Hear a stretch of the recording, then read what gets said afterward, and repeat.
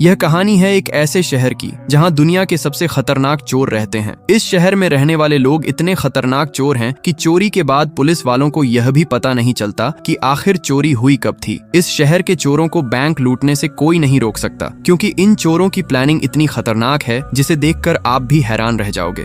कहानी की शुरुआत बोस्टन के चार्ल्स टाउन इलाके से होती है, जहां बैंक लूटना कोई बड़ी बात नहीं है। यहां साल भर डकैतियां होती रहती हैं। इसी इलाके में 4 पक्के दोस्त रहते हैं, जिनका नाम है डग, जेम, ग्लॉन्सी और डेज। ये चारों प्रोफेशनल बैंक रॉबर्स हैं। इन सबका हेड है डग, जो हर चोरी से पहले इनको पूरा प्लान समझाता है, कौन क्या करेगा, कहाँ जाएगा और किस चीज का ध्यान रखना है। अब सीन कट होता है और हम देखते हैं कि एक गार्ड पैसों से भरा बैग लेकर बैंक में जा रहा होता है। तभी चारों उसे धक्का देकर अंदर घुस जाते हैं और कुछ ही सेकंड में पूरे बैंक पर कंट्रोल कर लेते हैं। बैंक में मौजूद सभी लोगों को जमीन पर लेटा दिया जाता है। अब ये लोग सबके मोबाइल फोन छीन लेते हैं। पूरा काउंटर खाली करवा लिया जाता है। इसके बाद बैंक मैनेजर क्लेयर से तिजोरी खुलवाई जाती है। सारा पैसा समेटने के बाद ये लोग सिक्योरिटी कैमरों की हार्ड ड्राइव को माइक्रोवेव में डालकर खत्म कर देते हैं, ताकि कोई सबूत न बचे। इतना ही नहीं, पूरे बैंक में ब्लीच छिड़क दिया जाता है ताकि कोई भी एविडेंस न मिले। लेकिन इन्हें पता नहीं होता कि क्लेयर चुपचाप अपने पैर से साइलेंट अलार्म दबा रही है। जब थोड़ी देर बाद चोरों को इसका शक होता है तो जेम गुस्से में एक मैनेजर को बुरी तरह पीट देता है। उसे लगता है कि अलार्म दबाने वाला यही मैनेजर है। इसी दौरान क्लेयर की नजर जेम की गर्दन पर बने टैटू पर पड़ जाती है। अब हालात बिगड़ चुके होते हैं और पुलिस चारों तरफ से बैंक को घेरने वाली होती है। तभी जेम एक ऐसा फैसला ले लेता है जो ये लोग कभी नहीं लेते। वो क्लेयर को बंधक बना लेता है। क्लेयर की आंखों पर पट्टी बांध दी जाती है। सब अपने मास्क उतार देते हैं और बैंक से काफी दूर ले जाकर उसे समुद्र के किनारे छोड़ दिया जाता है, क्योंकि अब उन्हें उसकी जरूरत नहीं होती। अब इस केस को FBI अपने हाथ में ले लेती है। जांच की कमान स्पेशल एजेंट एडम फ्रॉले के पास होती है। फ्रॉले देखकर समझ जाता है कि ये कोई आम चोर नहीं है। हर छोटी चीज का ध्यान रखा गया है और कोई भी सबूत नहीं छोड़ा गया। FBI को चोरी में इस्तेमाल की गई वैन भी मिल जाती है, लेकिन वह पूरी तरह जली हुई होती है और मोहल्ले का कोई भी इंसान गवाही देने को तैयार नहीं होता। अगले दिन फ्रॉले क्लेयर से पूछताछ करता है। क्लेयर थोड़ी बहुत जानकारी देती है, लेकिन टैटू के बारे में कुछ नहीं बताती, क्योंकि चोरों ने उसे धमकी दी होती है कि अगर उसने कुछ बोला तो उसे मार दिया जाएगा। उधर चारों चोर जेम की बंधक बनाने वाली हरकत पर आपस में बहस करते हैं। तभी जेम एक और बुरी खबर लाता है। उसके पास क्लेयर का ID कार्ड होता है और उसे पता चल चुका होता है कि क्लेयर उन्हीं के इलाके में रहती है। जेम चाहता है कि वे क्लेयर का पीछा करें और उसे इतना डरा दें कि वह FBI से कभी कुछ न बोले, लेकिन डग बीच में आ जाता है। वो कहता है कि यह काम वह खुद करेगा, क्योंकि जेम पहले ही एक बार जेल जा चुका है और दोबारा पकड़ा गया तो इस बार बचना मुश्किल होगा। असल वजह ये होती है कि डग को अब जेम पर भरोसा नहीं रहा, क्योंकि वह जरूरत से ज्यादा हाइपर हो चुका है। इसके बाद डग और जेम मोहल्ले में घूमते हैं और अपने गन डीलर, कार डीलर और फर्गी नाम के आयरिश गुंडे को पैसे देते हैं। फर्गी लोगों को दिखने में एक फूलों की दुकान का मालिक लगता है, लेकिन अंदर से वह एक बड़ा क्रिमिनल है। शाम होते ही ये लोग शराब पीते हैं, जुआ खेलते हैं और नशे में डूब जाते हैं। अगली रात चारों एक बार में ड्रिंक कर रहे होते हैं। तभी वहाँ क्रिस आती है। क्रिस जेम की बहन है। वह डग से कहती है कि दोनों पहले साथ थे और उसे आज भी डग की याद आती है, लेकिन डग उससे दूरी बनाए रखना चाहता है। वो साफ मना करता है और वहाँ से चला जाता है। कुछ घंटों बाद डग अपने घर में टीवी देख रहा होता है। तभी क्रिस अपनी पुरानी चाबियों की कॉपी से घर के अंदर घुस जाती है। वह सीधे सोफे पर डग के पास आकर बैठ जाती है और दोनों करीब आने लगते हैं। अगले दिन डग क्लेयर का पीछा करना शुरू करता है। वो उसके पीछे पीछे लॉन्ड्रोमैट पहुंच जाता है। वहां क्लेयर अचानक रोने लगती है, क्योंकि उसकी शर्ट पर खून के हल्के निशान दिखाई देते हैं। डग इसी मौके को सही समझता है। वो उसके पास जाकर ऐसे बात करता है जैसे उसे दिलासा दे रहा हो। धीरे धीरे दोनों की बातचीत शुरू होती है। क्लेयर को अच्छा महसूस कराने के लिए डग उसे कॉफी के लिए बाहर ले जाता है। दोनों बातें करते हैं और एक दूसरे के और करीब आने लगते हैं, लेकिन डग यहाँ भी झूठ बोलता है। वो क्लेयर को बताता है कि वह कंस्ट्रक्शन का काम करता है और उसके पिता शहर के बाहर रहते हैं, लेकिन सच तो यह है कि उसके पिता जेल में हैं। इसके बाद वह उसे नाव की सवारी पर ले जाता है और कहता है कि यह उसके दोस्त की नाव है। ये सारी झूठी बातें वह क्लेयर को अपने करीब लाने के लिए कर रहा होता है। जब क्लेयर चार्ल्स टाउन के बैंक लुटेरों के बारे में पूछती है तो डग बात को टाल देता है और कहता है कि ऐसी कहानियां बढ़ा चढ़ाकर बताई जाती हैं। अगले दिन डग जेम से मिलता है और उसे समझाता है कि क्लेयर पूरी तरह कंट्रोल में है और उसे मारने की कोई जरूरत नहीं है। उधर FBI एजेंट फ्रॉले एक अपराधी से पूछताछ करता है और उसकी पिटाई के बाद एक अहम सुराग हासिल करता है। उसे पता चलता है कि ये चोर आम लोगों की तरह ट्रक नहीं लूटते, बल्कि उन्हें बॉक्स ट्रक चलाना आता है। ऐसा हुनर सिर्फ वेरिकॉम जैसी जगह पर काम करने से आता है। इसलिए फ्रॉले कंपनी के वर्क रिकॉर्ड और कर्मचारियों की प्रोफाइल चेक करवाना शुरू कर देता है। फ्रॉले क्लेयर से दोपहर के खाने पर भी मिलता है और उससे सवाल पूछता है, साथ ही उस पर लाइन मारने की कोशिश करता है, लेकिन क्लेयर साफ कह देती है कि वह पहले से ही किसी के साथ है। इस बीच क्लेयर और डग एक दूसरे को डेट करने लगते हैं। डग इस बात को अपने ग्रुप से छिपा कर रखता है। जैसे जैसे दोनों करीब आते हैं वैसे वैसे एक दूसरे के बारे में ज्यादा बातें शेयर करने लगते हैं। क्लेयर डग को बताती है कि वह FBI के साथ काम कर रही है। डग सिर्फ जिज्ञासा दिखाते हुए पूछता है कि क्या FBI के पास कोई एविडेंस है। क्लेयर उस टैटू का भी जिक्र करती है जो उसने बैंक में देखा था, लेकिन वह कंफ्यूज होती है कि फ्रॉले को इसके बारे में बताए या नहीं, क्योंकि इससे उसकी जान खतरे में पड़ सकती है। डग उसे सलाह देता है कि अभी इस बात को सीक्रेट ही रखे और सही वक्त आने पर इसका इस्तेमाल करे ताकि गवाह सुरक्षा में जाने से बचा जा सके। बदले में डग अपनी जिंदगी की सच्चाई बताता है। वह कहता है कि उसकी माँ उसे 6 साल की उम्र में छोड़कर चली गई थी। उसने उसे ढूंढने की कोशिश की, लेकिन उसके पिता ने कभी साथ नहीं दिया। एक मुलाकात के दौरान क्लेयर बताती है कि उसे ऑफिस जाने के लिए रोज लंबा रास्ता लेना पड़ता है, क्योंकि अगर वह सीधे रास्ते से जाती है तो कुछ गैंग मेंबर उसकी कार पर बोतलें फेंकते हैं। क्लेयर को उसके घर छोड़ने के बाद डग जेम को अपने साथ ले जाता है। दोनों मिलकर उन लोगों को डराने जाते हैं जो क्लेयर को परेशान कर रहे थे। डग उन्हें पीटता है और फिर वार्निंग देता है कि हफ्ता खत्म होने से पहले इलाका छोड़कर कहीं दूर चले जाना। अगर दोबारा मिले तो जान से मार दिए जाओगे। लेकिन जेम जरूरत से ज्यादा जोश में आ जाता है। वो उस आदमी के पैर में गोली मार देता है। इतना ही नहीं, वो अपना मास्क उतार कर उसे अपना चेहरा भी दिखा देता है। डग को यह बिल्कुल पसंद नहीं आता। वह समझ जाता है कि जेम अब कंट्रोल से बाहर होता जा रहा है और उसका व्यवहार दिन ब दिन ज्यादा हिंसक होता जा रहा है।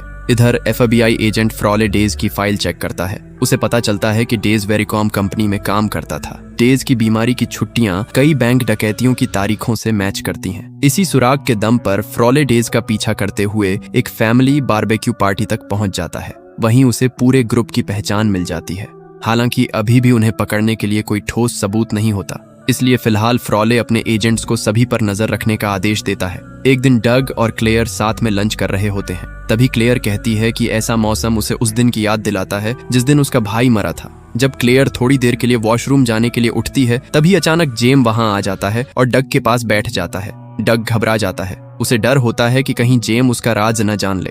वह जेम को वहां से भेजने की कोशिश करता है, लेकिन जेम टस से मस नहीं होता। इतने में क्लेयर वापस आ जाती है। जेम उसे देखकर हैरान हो जाता है, फिर भी वह खुद को संभाल लेता है और उससे हल्की फुल्की बातें करता है। थोड़ी देर बाद डग उठते हुए अलविदा कहता है। बाद में जेम डग से क्लेयर के बारे में पूछता है। वो कहता है कि उस औरत के साथ रिलेशन बनाना बहुत बुरा आइडिया है, वह उन्हें जेल भिजवा सकती है। जेम ये बात बाकी लोगों को नहीं बताता, लेकिन वह चाहता है कि डग इस रिश्ते को खत्म करे और अपने अगले ऑपरेशन पर ध्यान दे।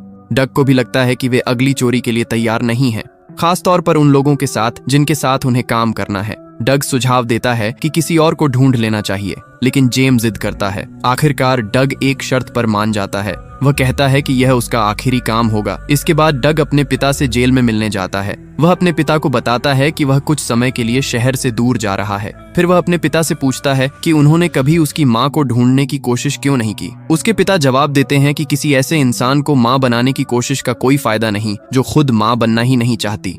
ये सब बातें सुनकर वह कंफ्यूज हो जाता है कि गलती किसकी है। अब सीन कट होता है और हम देखते हैं कि उनके अगले ऑपरेशन का वक्त हो जाता है। वे एक हेयर सैलून से कुछ बाल चुरा लेते हैं ताकि बाद में नकली सबूत छोड़े जा सकें। इसके बाद वे खुद को अच्छी तरह धोते हैं और अपने सारे हथियार और टूल्स को ब्लीच से साफ करते हैं ताकि कोई फिंगरप्रिंट न बचे। फिर वे कार से एक बख्तरबंद ट्रक का पीछा करते हैं। जैसे ही ट्रक पार्क होता है, वे तुरंत उस पर हमला कर देते हैं। शुरुआत में सब कुछ ठीक चलता है, लेकिन तभी एक गार्ड उनका विरोध करता है और उन पर बंदूक तान देता है। पुलिस भी उनका पीछा कर रही होती है। समय बर्बाद न करने के लिए वे गार्ड को मार देते हैं और तुरंत कार में बैठकर वहां से भाग जाते हैं। भागते वक्त वे कई एक्सीडेंट करवा देते हैं। जब पुलिस आखिरकार उन्हें घेर लेती है तो वे पुलिस पर भी गोली चला देते हैं और फिर उसी रास्ते से तेजी से भाग जाते हैं जिस रास्ते से वे आए थे। इस बार ग्लॉन्सी ड्राइविंग में खतरनाक दांव खेलता है। वह ऐसी ड्राइविंग करता है कि पुलिस की गाड़ियां आपस में टकरा जाती हैं। आखिरकार वे पुलिस से बच निकलते हैं क्योंकि उनका चौथा साथी दूसरी कार में उनका इंतजार कर रहा होता है।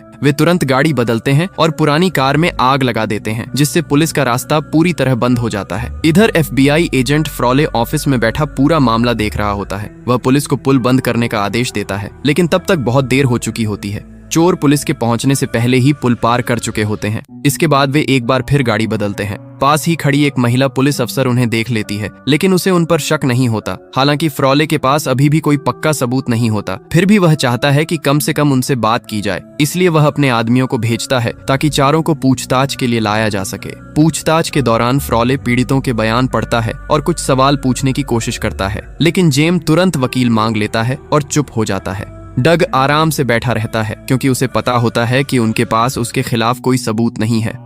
डग फ्रॉले से कहता है कि उन्हें पहले से पता था कि FBI उनका पीछा कर रही है, क्योंकि हर कोई जानता है कि FBI की गाड़ियां और एंटीना कैसे दिखते हैं।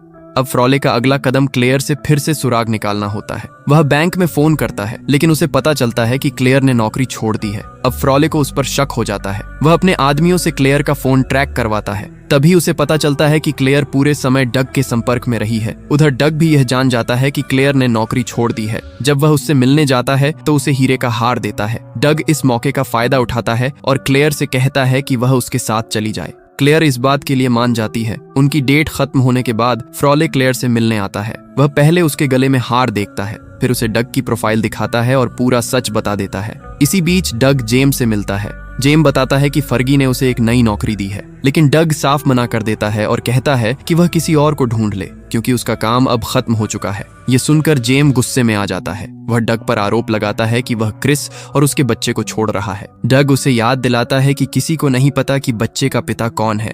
वह यह भी कहता है कि वह जेम के परिवार का आभारी है, जिन्होंने उसे बचपन में सहारा दिया, लेकिन ऐसा कभी नहीं हो सकता कि वे तीनों एक खुशहाल परिवार बनकर रहें। जेम फिर बताता है कि उसने एक बार डग को बचाने के लिए एक आदमी को मार दिया था। इसके लिए उसे 9 साल जेल की सजा हुई थी, लेकिन डग पर इस बात का कोई असर नहीं पड़ता। वह फिर भी नौकरी ठुकरा देता है। इसके बाद डग फर्गी से मिलने जाता है और उसे भी मना कर देता है, लेकिन फर्गी किसी और को नहीं चाहता, क्योंकि असली दिमाग हमेशा से डग ही रहा है। फर्गी डग को एक कड़वी सच्चाई बताता है। वह कहता है कि डग के पिता सालों पहले अकेले काम करने लगे थे और इसी वजह से फर्गी ने उसकी माँ को ड्रग्स का आदी बना दिया। डग की माँ कभी घर छोड़कर नहीं गई थी। उसकी मौत ड्रग्स के ओवरडोज से हुई थी और इतने सालों से डग से झूठ बोला जा रहा था। फर्गी डग को धमकी देता है कि अगर उसने नौकरी नहीं ली तो वह क्लेयर के साथ भी वही करेगा जो उसने उसकी माँ के साथ किया था।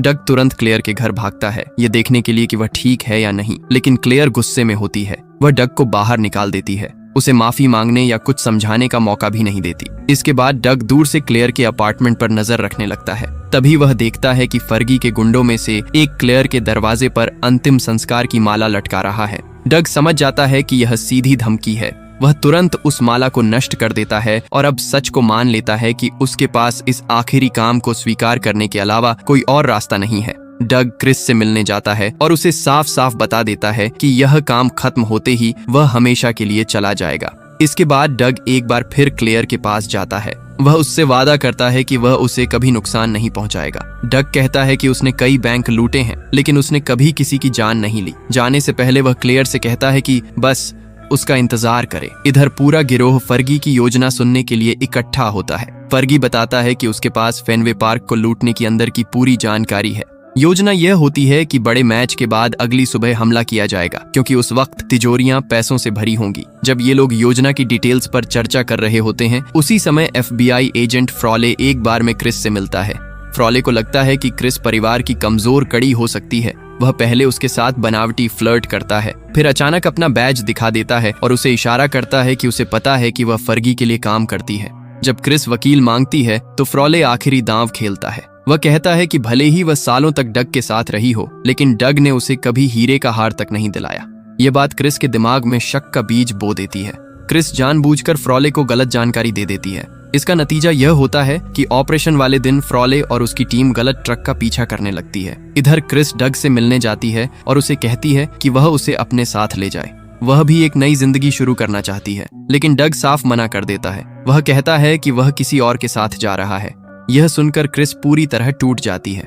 कुछ समय बाद वह नशे की हालत में गाड़ी चलाते हुए एक्सीडेंट कर बैठती है। फ्रॉले उसे अस्पताल में ढूंढ लेता है। वहाँ फ्रॉले उसे एक सौदा ऑफर करता है। वो कहता है कि अगर वह सच बता दे तो वह उसकी और उसके बच्चे की सुरक्षा करेगा। जिंदगी भर इस्तेमाल होने का एहसास आखिरकार क्रिस को तोड़ देता है और वह मान जाती है।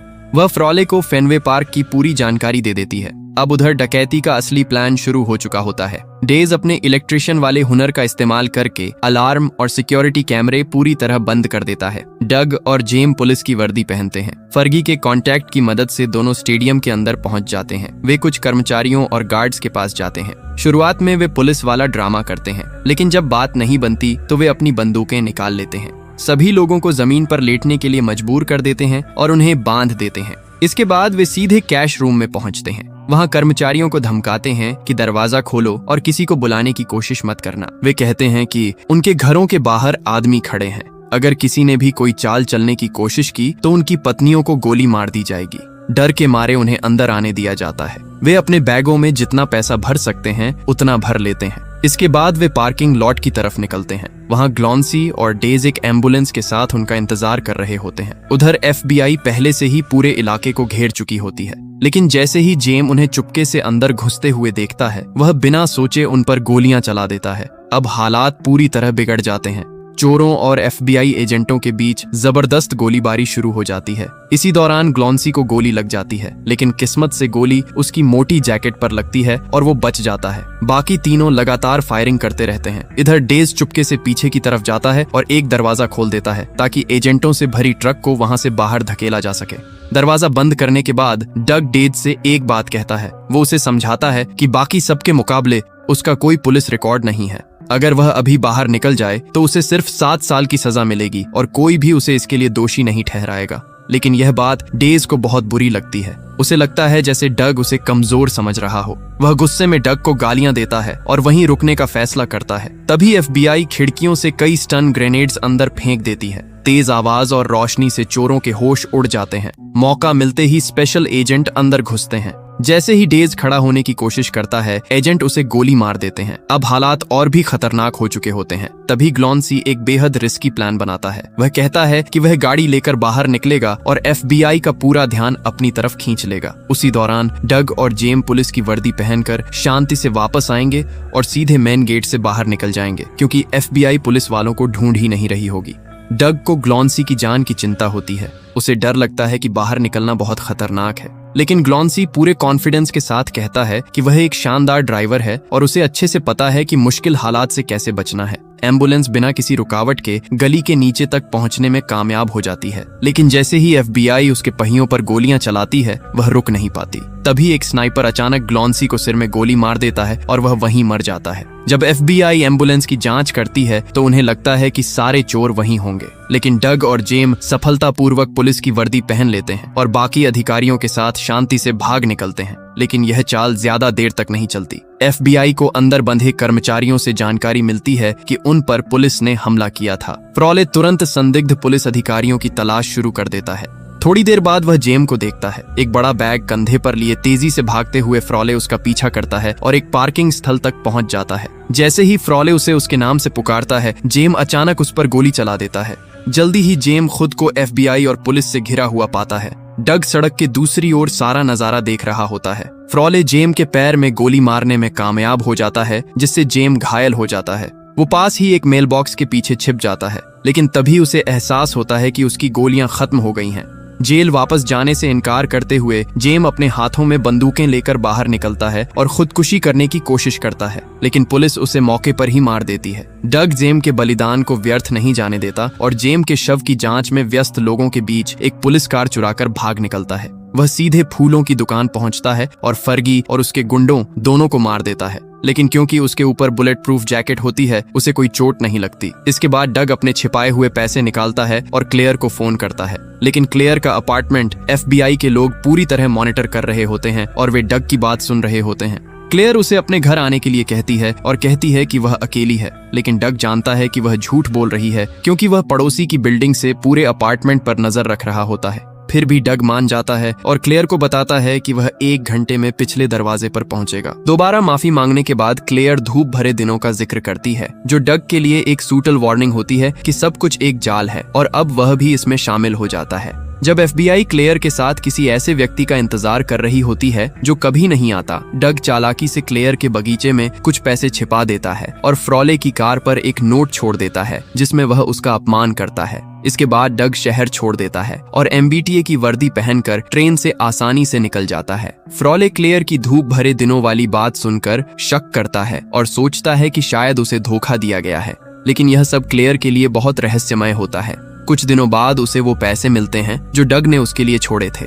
साथ में एक छोटा नोट भी होता है जिसमें लिखा होता है कि एक दिन वे फिर मिलेंगे। क्लेयर फैसला करती है कि वह उन पैसों को लोकल आइस हॉकी स्टेडियम की मरम्मत और उसे फिर से बेहतर बनाने के लिए दान कर देगी, जहां डग कभी अपनी मां की याद में खेला करता था। जिसके साथ ये मूवी यहीं पर खत्म होती है। तो अगर आपको ये वीडियो पसंद आई होगी तो वीडियो को लाइक करना और चैनल को भी जरूर सब्सक्राइब कर लेना। मिलते हैं नेक्स्ट वीडियो में।